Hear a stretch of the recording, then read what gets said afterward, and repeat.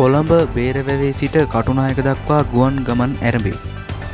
බේරවැවේ ජලතර ගුවන් තුටුපළක් ලෙස භාවිතා කරමින් කටුනායක සහ කොළඹ අතර නැවත අභ්‍යන්තර ගුවන් ගමන් ආරම්භ කිරීමේ අවස්ථාව අද දින ප්‍රවාහන මහා මාර්ග වරාය සහ සිවිල් ගුවන් සේවා අමාත්‍ය බිමල් රත්නායකගේ ප්‍රධානත්වයෙන් පැවැත්වුණා. සංචාරක කර්මාන්තය දියුණු කිරීමේ සැලසුම් අනුව දේශීය ගුවන් ගමන් ප්‍රවර්ධනය කිරීමේ වැඩසටහනේ තවත් එක් පියවරක් ලෙස මේ ආකාරයෙන් කොළඹ කටුනායක ගුවන් ගමන් ආරම්භ කර ඇති බවයි ප්‍රවාහන අමාත්‍යාංශය සඳහන් කළේ. වර්තමානයේ වන ශ්‍රී ලංකාව තුළ ජලතර ගුවන් ගමන් ක්‍රියාත්මක කරනු ලබන සිනමන් එයා ගුවන් සමාගම මෙම කොළඹ කටුනායක ගුවන් ගමන් ක්‍රියාත්මක කරන බවයි වැඩිදුරටත් සඳහන් වෙන්නේ. නීති විරෝධී ලෙස ගෙන රත්තරන් තොගයක් සමග සැකකරුවන්ට දිනෙක අත්අඩංගුවට. නීති විරෝධී ලෙස රැගෙන රත්තරන් තොගයක් සමග සැකකරුවන් දෙදෙනෙකු නාවික හමුදාව විසින් අත්අඩංගුවට ගෙන තිබෙනවා. කල්පිටිය අරච්චල මුහුදු ප්‍රදේශයේ සිදු කළ විශේෂ සෝදසි මෙහෙයුමකදී මෙම සැකකරුවන් සන්තිකයේ තිබී රත්තරන් කිලෝග්‍රෑම් 4.454ක් සොයාගෙන ඇති බවයි සඳහන් වෙන්නේ.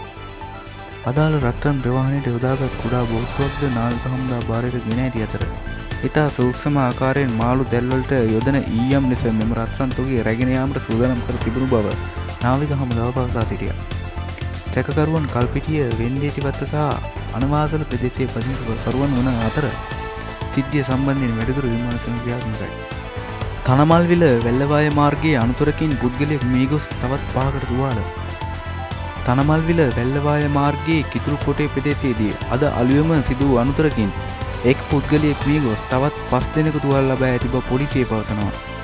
තනමල්විල දෙස සිට වැල්ලවාය දෙසට ධාවනය වූ වෑන් රථයක රීදුරුවට නින්ද යන හේතුවෙන් ඒ මාර්ගයේ නිවතට පැන ගසක ගැටි අනතුර සිදුව ඇති අතර අනතුරින් තුවාල ලැබූ වෑන් රථයේ රීදුරු ඇතුළු 6 දෙනෙකු රෝහල්ගත කිරීමෙන් පසු එයින් එක් අයෙක් ජීවිතක්ෂයට පත්ව ඇති බවයි සඳහන් වෙන්නේ. මෙලෙස අනතුරට ලක්ව ඇත්තේ අවිස්සාවේල ප්‍රදේශයේ ඇඟලුම් ආයතනයක රාජකාරී කටයුත්තකට ගොස් යලි බුත්තල බලා යමින් සිටි පිරිසක් බවට සඳහන්.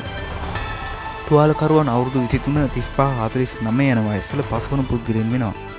තනමල්විල පොලිසිය අනතුර සම්බන්ධයෙන් වැඩිදුර විමර්ශන සිදු කරනවා.